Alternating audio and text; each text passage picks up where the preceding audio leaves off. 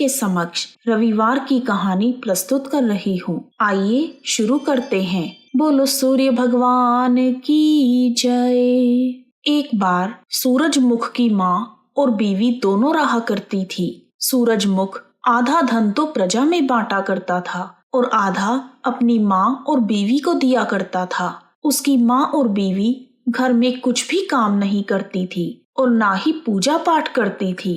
धीरे धीरे उनका धन खत्म हो गया। घर में खाने के लिए दाना ना रहा और ना ही पहनने को कपड़े। तब दोनों सास बहू फटे हाल सूरजमुख के दरबार में गई। सूरजमुख के पहरेदार उनके पास आए और कहने लगे, हे राजन, आपकी माँ और बीवी दरबार में आई हैं। उनकी हालत बहुत खराब है।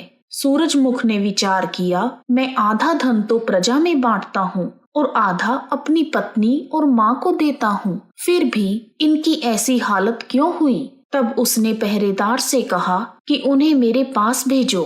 तब सूरजमुख की माँ और पत्नी उनके पास आई। माँ ने कहा, बेटा, हमारा धन तो खत्म हो गया। हमारे पास ना तो खाना है ना ही कपड़े हैं। तब सूरजमुख अपनी पत्नी और माँ से बोले, आधा धन तो मैं प्रजा को देता हूँ और आधा आप दोनों को। प्रजा तो इतनी सुखी है, पर आप लोगों की ऐसी हालत क्यों है? तब सूरजमुख ने उन्हें 5 गिट्टे दिए और कहा, आप दोनों एक नियम बना लो। आपकी बहू हर रोज 5 घरों में जाकर हर एक के साथ गीटे खेल कर आए और घर में कुछ काम करे। तब सास बहू गीटे लेकर घर आ गई। अगले दिन बहू गीटे लेकर पड़ोस में गई और उसने पड़ोसन से कहा, आओ बहन, गीटे खेलेंगे। इस पर पड़ोसन ने कहा, ना बाबा ना, मुझे तो बहुत काम है। मुझे पानी लेने जाना है।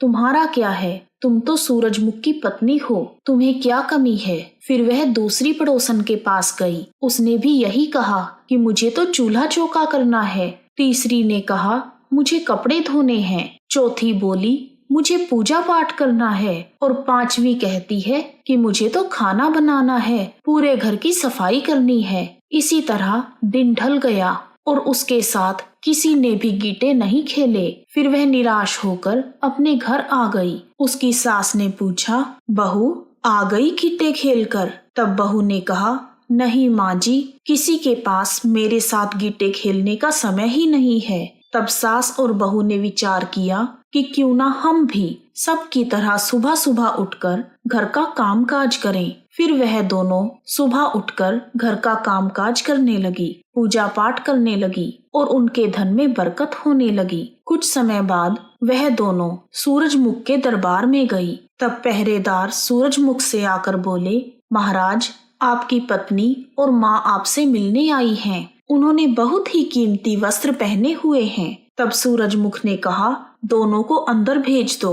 तब माँ ने सूरजमुख से आकर कहा, बेटा, हम तो बहुत सुखी हैं। तुम जो धन देते हो वह हमारे लिए बहुत है। तुमने हमारी आंखें खोल दी। तब सूरजमुख अपनी माँ और पत्नी से कहते हैं कि धन चाहे कितना भी हो, अगर हम आलस करते हैं तो वह घटता रहता है। इसलिए बिना आलस किए घर में काम धंधा करो।